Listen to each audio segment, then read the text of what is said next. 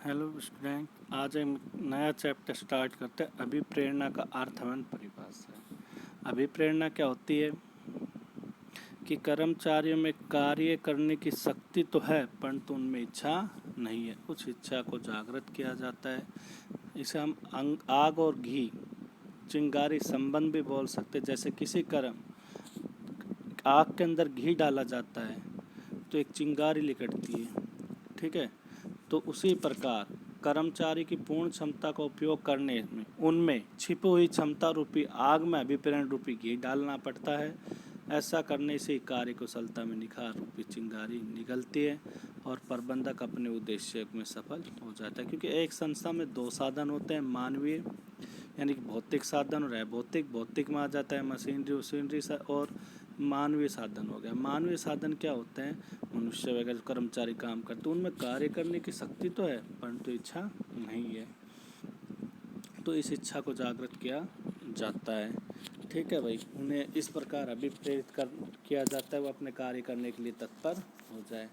तो देखो इसको पढ़ते हैं, स्टार्ट करते हैं। प्रबंध एक नवोदित विषय है। अभिप्रेरणा प्रबंध का एक महत्वपूर्ण कार्य। अभिप्रेरण संबंधी नित्य नवीन विचारधाराओं की उत्पत्ति एवं उसके कार्य विस्तार को दृष्टिगत रखते हुए विचारकों ने इसे विविध प्रकार से परिभाषित किया।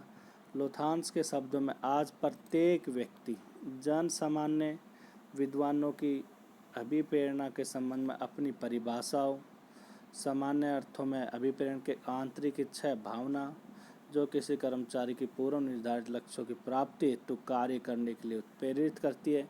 अभिप्रेरणा की कुछ प्रमुख परिभाषाएं निम्नलिखित है। कोई भी कहता है स्टेनले वेंस के अनुसार कोई भी ऐसी भावना या इच्छा जो किसी व्यक्ति की इच्छा को इस प्रकार परिवर्तित कर दे कि वह व्यक्ति कार्य करने के लिए प्रेरित हो जाए, उसे क्या करते हैं? अभिप्रेरणा। कहता है कोई भी ऐसी भावना या इच्छा जो किसी व्यक्ति की इच्छा को इस प्रकार परिवर्तित कर दे कि वह व्यक्ति कार्य करने हेतु प्रेरित हो जाए। कुंटोज तथा ओडोनॉल के अनुसार लोगों को इच्छित तरीकों से कार्य करने के लिए प्रोत्साहित करना अभिप्रेरणा है। लोगों को इच्छित तरीकों से कार्य करने के लिए प्रेरित करना या प्रोत्साहित करना अभिप्रेरणा है। अभिप्रेरणा की विशेषताएं। विभिन्न परिभाषाओं को ध्यान में रखते हुए अभिप्रेरणा की निम्नलिखित परिभाषाएं या विशेषताएं परिलक्षित होता है। यह एक सतत प्रक्रिया है। सतत का मतलब ये लगातार चलने वाली प्रक्रिया है, ठीक है। क्योंकि अभिप्रेरणा एक कार्य खत्म तो दूसरा। प्रक्रिया का मतलब विभिन्न पद चरणों से गुजरते हुए उसके किसी उद्देश्य को प्राप्त किया कि उस क्रिया को पूरा करना ही है। विभिन्न पद चरणों से गुजरते हुए किसी क्रिया को पूरा करना कहते हैं सतत प्रक्रिया, लगातार चलने वाली है। जैसे एक खत्म तो दूसरी जागृत हो जाती इच्छा, तो इच्छा को प्राप्त करने के लिए कर्म उस इच्छा की पूर्ति के लिए उसको प्रेरित किया। यह एक मनोवैज्ञानिक का उदाहरण है भाई। आंतरिक मनोवैज्ञानिक इसलिए बोला क्योंकि मानसिक रूप अंदर की संतुष्टि मानसिक रूप से किया जाता है। यह मानवीय आवश्यकताओं की संतुष्टि है, ठीक है। अभी एक व्यक्ति अगर संतुष्ट है तो अभिप्रेरित नहीं हो सकता। उसके अंदर इच्छा हो जागृत होती है, उस इच्छा की पूर्ति के लिए वो क्या करता? अभिप्रेरित होता है। अभिप्रेरण केवल मानवीय संसाधनों किया जा सकता है। ये बोला क्योंकि अभिप्रेरण मशीनों को कोई अभिप्रेरित किया जा सकता है नहीं, केवल मानवीय संसाधनों। क्योंकि अपने पास दो साधन है, भौतिक है। भौतिक में मशीनरी वगैरह गए, भौतिक में क्या होता है? मानवीय मनुष्य को। अभिप्रेरणा की विभिन्न विधियाँ हैं। देखो अभिप्रेरणा की विभिन्न विधियाँ वित्तीय और अवित्तीय योजना। पैसे से संबंधित, वित्त से संबंधित उन्हें लालच दिया जाता है या अभिप्रेरण संतुष्टि का कारण नहीं अपितु परिणाम। जो अगर अभिप्रेरणा किसका? अभिप्रेरणा संतुष्टि का कारण नहीं परंतु अपितु उसका परिणाम। एक व्यक्ति अगर संतुष्ट हो जाएगा तो क्या देगा? जो उसकी इच्छा उसकी पूर्ति हो जाएगी तो परिणाम प्राप्त होंगे, ठीक है। कहता है अभिप्रेरणा संतुष्टि का कारण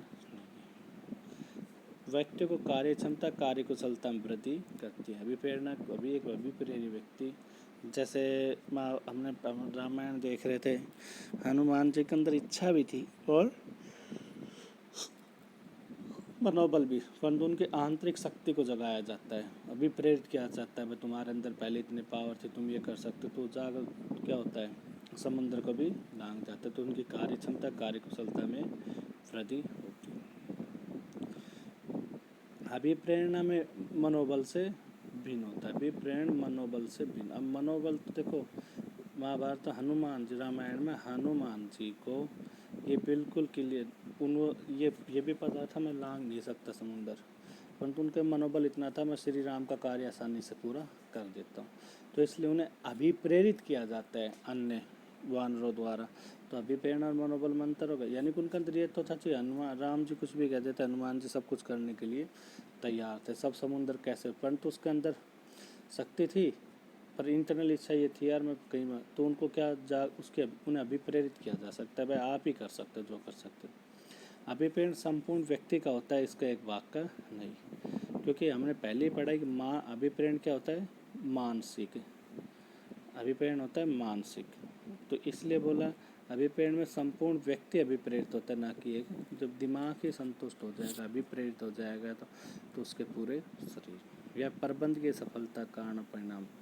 देखो, एक लिखा भी, एक कहावत भी है कि अगर एक अभिप्रेरित व्यक्ति, यानी कि अपर्याप्त रूप से अभिप्रेरित व्यक्ति एक मजबूत संगठन को भी प्रभावहीन कर देती, यानी कि अगर अपर्याप्त कर्मचारी होंगे तो कितना ही बड़ा संगठन हो उसको भी समाप्त हो जाता है। अब आता है अभिप्रेरण आवश्यकता में। तो उत्पादन के विभिन्न साधनों में मानव ही सजीव और सक्रिय साधन, सजीव जीवित है। अभिप्रेरण के माध्यम से मनुष्य को सक्रिय और गतिशील बनाया जाता है। यदि मानवीय संसाधन अभिप्रेरित हो कार्य करने तो तत्पर हो जाए, तो उत्पादन के अन्य साधनों को सर्वोत्तम प्रयोग और संगठन के लक्ष्य की प्राप्ति आसानी संभव हो जाती। इसलिए उपक्रम के प्रत्येक कर्मचारी को अभिप्रेरित करना नितांत था, क्योंकि देखो मानवीय शक्ति के बिना जो अभौतिक साधन उनका कुशलता के साथ प्रयोग नहीं किया जाता। मशीन को चलाएगा तो मनुष्य, ठीक है। अभिप्रेरण के महत्व को दृष्टिगत रखते हुए रेनिस लिकार्ट ने प्रबंध का हृदय माना। अभिप्रेरण का संबंध मानवीय पहलू से है।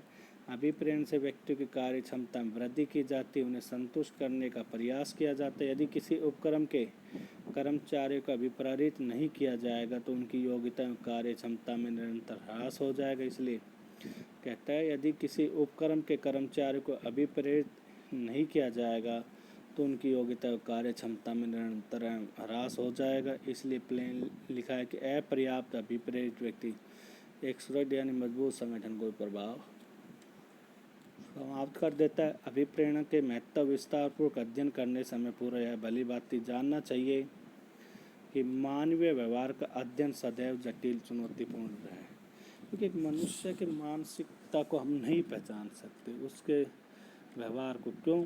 जैसे कोई खाना खाना आता है, सब्जी कितनी बेकार बनी, उससे पूछो बड़े हाँ बढ़िया है, अच्छी मन में सोचता है बेकार है, तो एक मानसिकता उसको समझ नहीं सकती।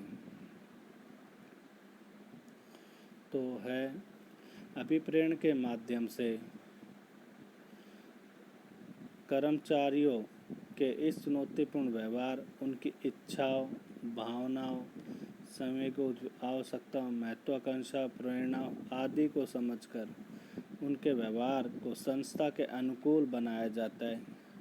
कर्मचारी में संस्था के प्रति अपनत्व, निष्ठा, वफादारी की भावना पैदा की जाती है। अभिप्रेरण के महत्व का एवं आवश्यकताओं के संबंध में जर्नल फूड कॉर्पोरेशन के भूतपूर्व अध्ययन क्लेरेंस फ्रांसीसी का यह कथन अत्यंत महत्वपूर्ण है। आप किसी व्यक्ति का समय खरीद सकते हैं, आप किसी व्यक्ति को विशेष स्थान पर शारीरिक उपस्थिति, कहते हैं आप किसी व्यक्ति का समय खरीद सकते हैं, आप किसी व्यक्ति का विशेष स्थान शारीरिक उपस्थिति खरीद सकते हैं, किंतु आप किसी उत्साह, पहलपन या वफादारी को नहीं खरीद सकते।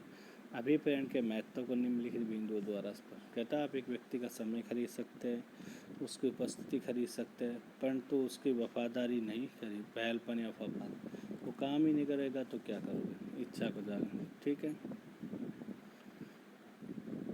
हो गया भाई। अब अभिप्रेरणा के महत्व को हम करेंगे नेक्स्ट वीडियो में। तो अभिप्रेरणा क्या होती है कि कर्मचारी में कार्य करने की शक्ति तो परंतु इच्छा नहीं, उनको जागृत किया जाता है। ठीक है, जैसे आर्मी वगैरह में भी जब उनको पता है होता है भाई अगर हम यहाँ जाएंगे तो भी मृत्यु हो सकती है, परंतु वो तत्पर रहते हैं, इस प्रकार अभिप्रेरित किया जाता है। जैसा लॉकडाउन चला हुआ है तो उन कर्मचारियों, सफाई कर्मचारियों का सम्मान कर रहे हैं, फूल की माला डाल के पैसे, तो क्या अभिप्रेरित हो जाएगा, काम करने के लिए तत्पर होगा। ठीक है, जैसे मोदी ने कहा था थाली बजाने के सम्मान में ताली बजाओ, तो कर्मचारी अभिप्रेरित